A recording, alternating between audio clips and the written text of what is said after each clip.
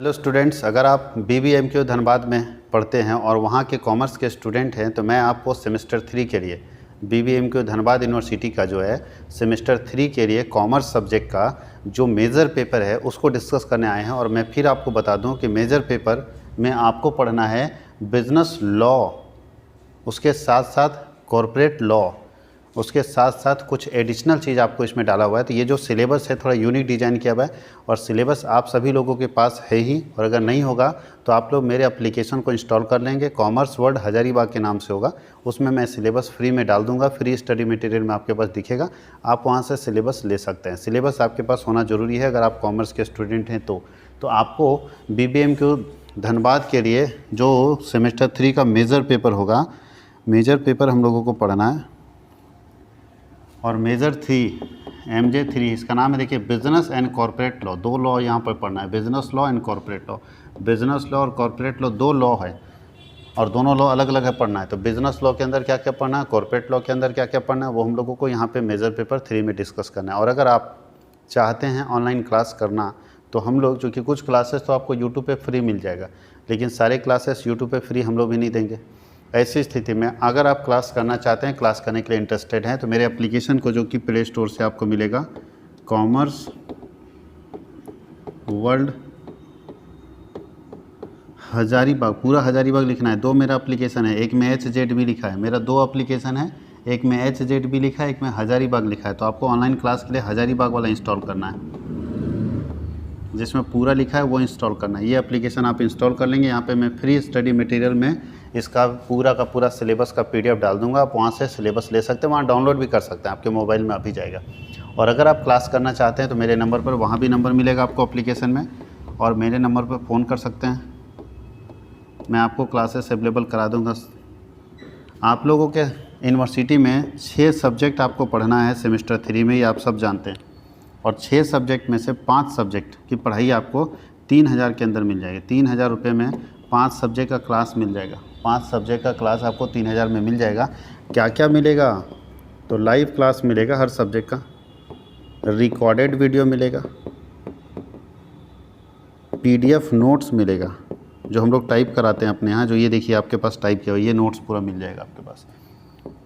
उसके बाद आप लोगों का मॉडल क्वेश्चन मिलेगा। मॉडल मतलब एग्ज़ाम से पहले हम लोग एक इम्पॉर्टेंट क्वेश्चन निकाल के देंगे कि ये क्वेश्चन आने का संभावना है, क्वेश्चन और आंसर को, मॉडल क्वेश्चन विथ आंसर लिख देते हैं, विथ आंसर देंगे हम लोग आपको। इतनी सारी सुविधाएं हम लोग आपको देंगे 3000 के अंदर। और उसमें हम लोग 5 सब्जेक्ट कवर करेंगे, जो आपका 5 सब्जेक्ट होगा, 5 सब्जेक्ट हम लोग कवरेज करने वाले हैं। तो आप लोगों का, चूँकि BBMQ धनबाद में अभी सेमेस्टर 3 स्टार्ट हो गया है, विनोबा भावे में अभी सेमेस्टर 2 का एग्ज़ाम चल रहा है, तो उसके बाद विनोबा भावे स्टार्ट करेगा, लेकिन विनोबा भावे का सिलेबस अलग होगा और BBMQ का सिलेबस अलग है। तो यहाँ जो मेजर पेपर 3 है, मेजर पेपर 3 के साथ IRC पेपर का भी मेरा पूरा PDF बन चुका है। ये पूरा PDF है आपके पास, ये पूरा बन के रेडी है। हम जब भी काम करते हैं तो पूरा कंप्लीट काम करते हैं, तभी PDF आपको हम सेंड करेंगे। तो ये याद रखिएगा, अगर आप क्लास के लिए इंटरेस्टेड है, क्लास ज्वाइन करना चाहते हैं, तो आप ये सब कॉन्टैक्ट कर लीजिएगा इस नंबर पे। और ये पूरा PDF कंप्लीट PDF है 140 पेज का, पूरा 140 पेज का पूरा कंप्लीट PDF है, आपको डिज़ाइन करके मिलेगा तरीके से, ताकि आपको कोई दिक्कत ना हो।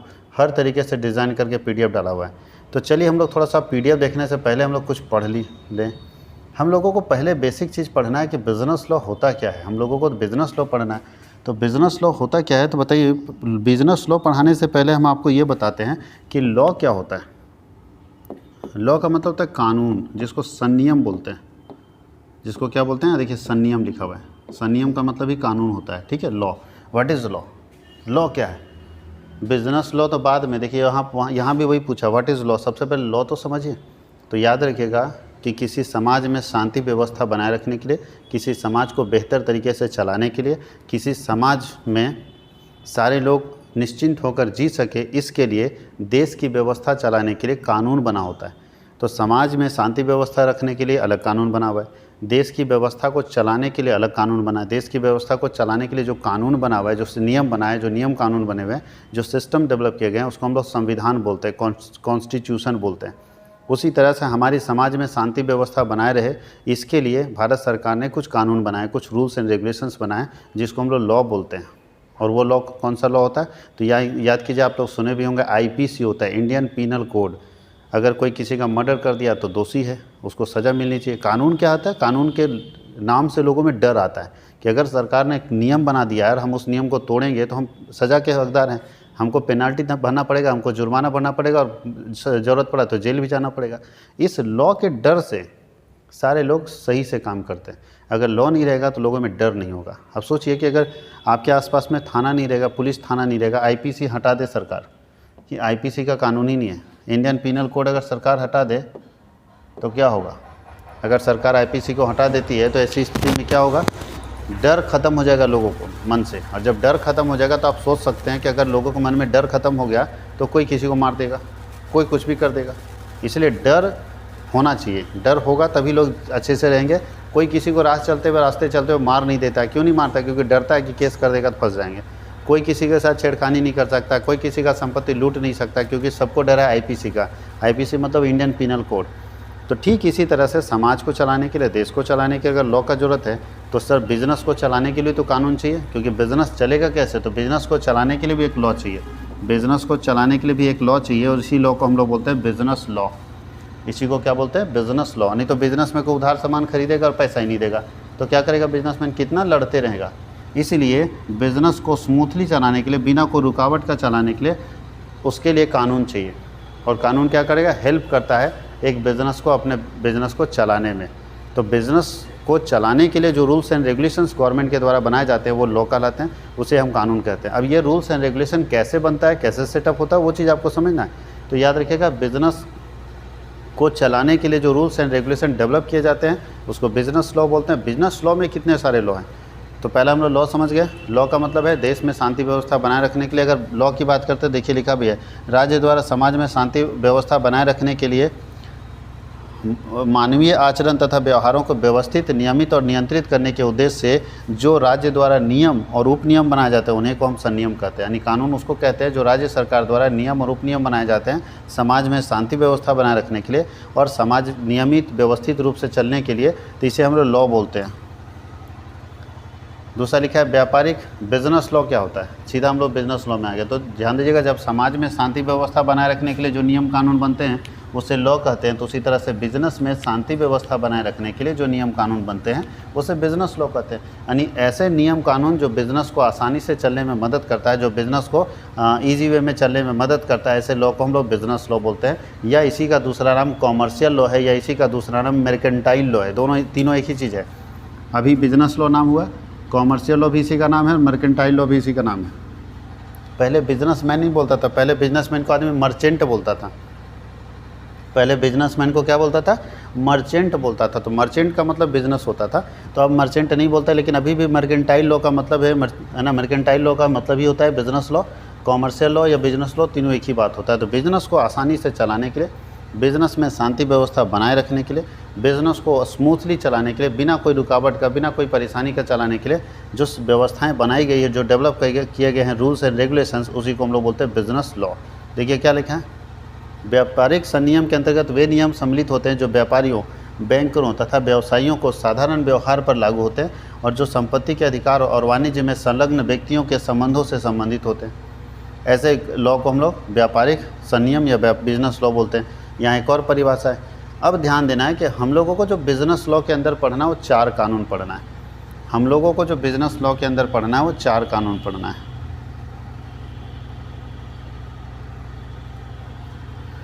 तो सबसे बड़ा जो बिजनेस लॉ हम लोगों को पढ़ना है वो हम लोग यहाँ पढ़ रहे हैं Indian contract act. Indian contract act याद रखिएगा 1872 में बना था। ये दुनिया का सबसे बड़ा कानून आज भी है। इंडियन कॉन्ट्रैक्ट एक्ट, भारतीय अनुबंध अधिनियम 1872 सबसे बड़ा कानून है, आज भी है। इसी से टूटा हुआ 2 कानून जो आप पढ़ते होंगे, पार्टनरशिप एक्ट आप पढ़े होंगे, इंडियन पार्टनरशिप एक्ट 1932 1932 में साझेदारी अधिनियम बना था, इसी से टूट के बना है। और एक पढ़ते होंगे sale of goods act, sale of goods act, वस्तु विक्रय अधिनियम, ये भी शायद आप पढ़े होंगे 1930, ये भी इसी से टूट के बना हुआ है। यानी सेल ऑफ गुड्स एक्ट भी 1930 इसी से टूट के बना हुआ है और पार्टनरशिप एक्ट भी इसी से टूट के बना हुआ है। लेकिन ये सबसे बड़ा कानून है, तो हम लोगों को पढ़ना अभी जो पढ़ना है इसमें वो पहला बिजनेस लॉ पढ़ना है, इंडियन कॉन्ट्रैक्ट एक्ट। भारतीय अनुबंध अधिनियम 1872।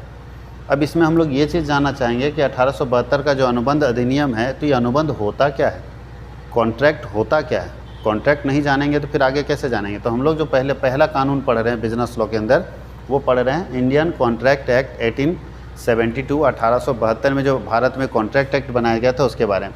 तो मैं आपको यहाँ एक और चीज़ बता दूँ कि ये कब बना था। तो 1 सितंबर 1872 से लागू हो गया ये अधिनियम। यहाँ लिखा था जम्मू कश्मीर को छोड़ के बाकी सारे भारत में लागू हो गया था। उस समय जम्मू कश्मीर को छोड़ के पूरे भारत में लागू हो गया था, लेकिन अभी तो जम्मू कश्मीर में भी ये रूल लागू हो गया। और ये बना था कब, 25 अप्रैल 1872 को भारतीय संसद से इसको स्वीकृति मिल गई थी। और स्वीकृति मिलने के बाद बना है, इस समय लागू हुआ है 1 सितंबर 1872 में। याद रखना 1872 में ये नियम लागू हुआ है। अब यहाँ लिखा है अनुबंध की परिभाषा, जो हम अभी बताना चाह रहे थे कि आखिर कॉन्ट्रैक्ट होता क्या। अब यहाँ परिभाषा लिखा है, contract is an agreement enforceable by law. Contract means an agreement enforceable by law. अगर कोई एग्रीमेंट लॉ से इन्फोर्स हो जाता है तो कॉन्ट्रैक्ट हो जाता है। अब बहुत लोगों को समझ नहीं आ रहा है क्या बात है, कानून है सर, कानून की बात इतनी आसानी से आपको समझ नहीं आए। बहुत बच्चा सोचता है कि हम पढ़ के मार लेंगे, कानून है, कानून को आप पढ़ ही नहीं सकते, समझ ही नहीं सकते।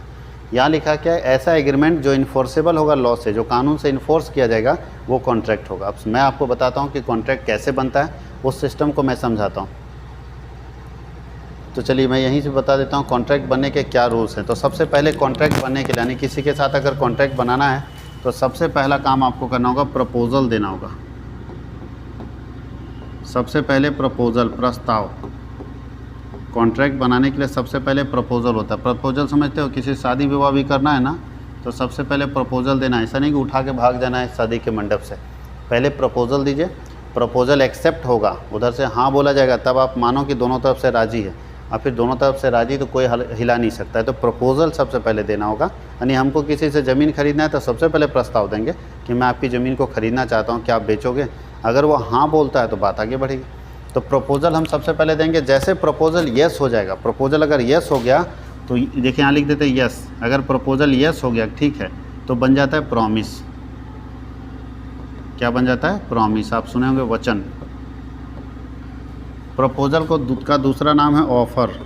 प्रपोजल को ही हम लोग ऑफ़र बोलते हैं। सबसे पहले हम ऑफ़र देंगे। ऑफ़र अगर येस हो जाएगा तो बन जाएगा एक्सेप्टेंस।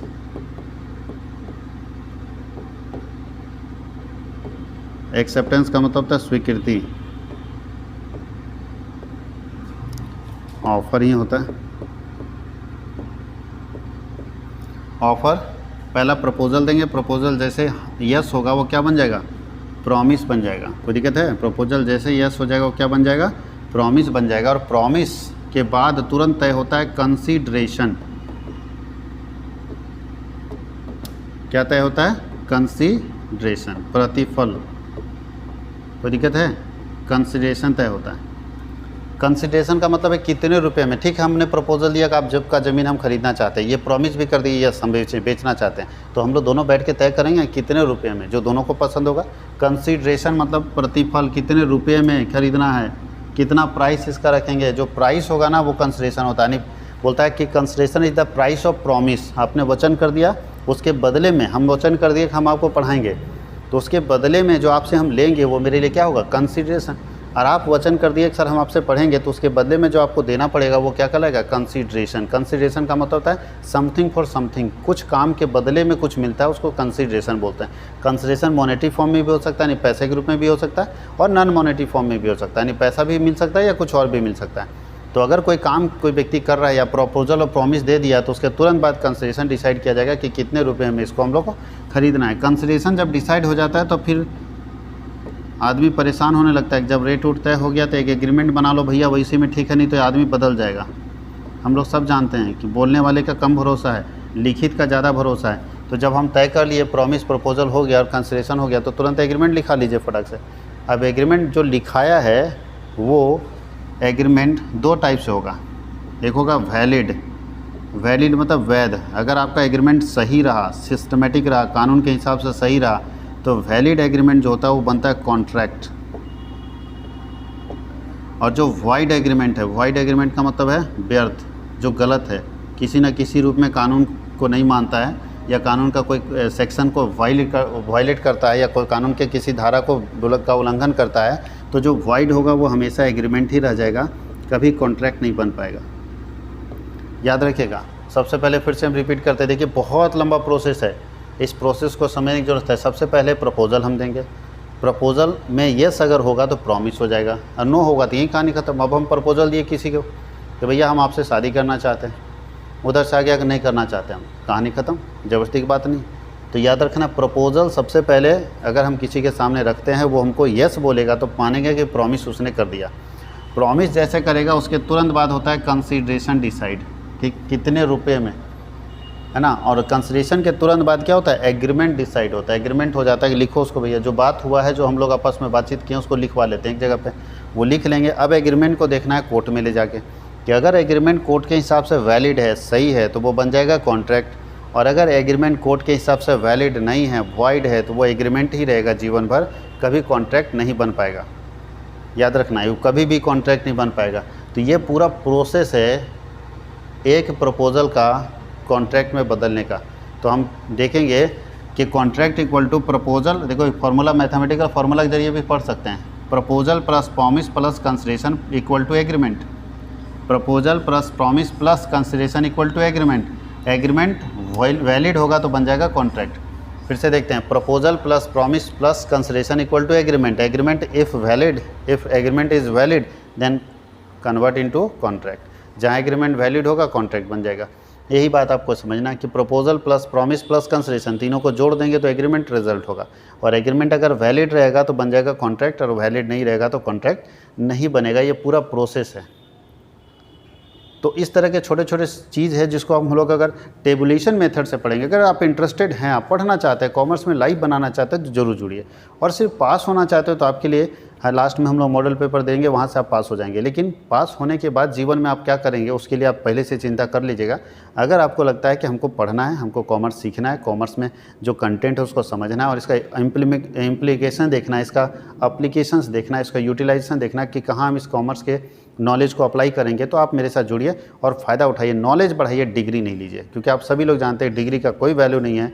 जब तक आपके पास नॉलेज नहीं रहेगा, पोटेंशियल नहीं रहेगा, कोई वैल्यू नहीं देने वाला है, कोई जॉब आपको अपॉर्चुनिटी नहीं मिलने वाला है। इसलिए आप डिग्री के पीछे मत जाइए, आप नॉलेज क्रिएट कीजिए। तो अगर आप पढ़ने वाले स्टूडेंट हैं और पढ़ना चाहते हैं रियल में, तो आप मेरे साथ जुड़िए, बहुत मजा आएगा पढ़ाने में। और ये पूरा कंटेंट मैं आपको पढ़ाऊंगा लाइव सेशन में, साथ ही साथ रिकॉर्डेड वीडियो भी इस फॉर्मेट में आपको मिल जाएगा। तो आप आराम से जुड़िए और फ़ायदा उठाइए। अगर आप पढ़ना चाहते हैं तो एप्लीकेशन इंस्टॉल कर लीजिए और अपने दोस्तों को भी वीडियो शेयर कीजिए ताकि उनको भी ये फ़ायदा मिल सके। Thank you.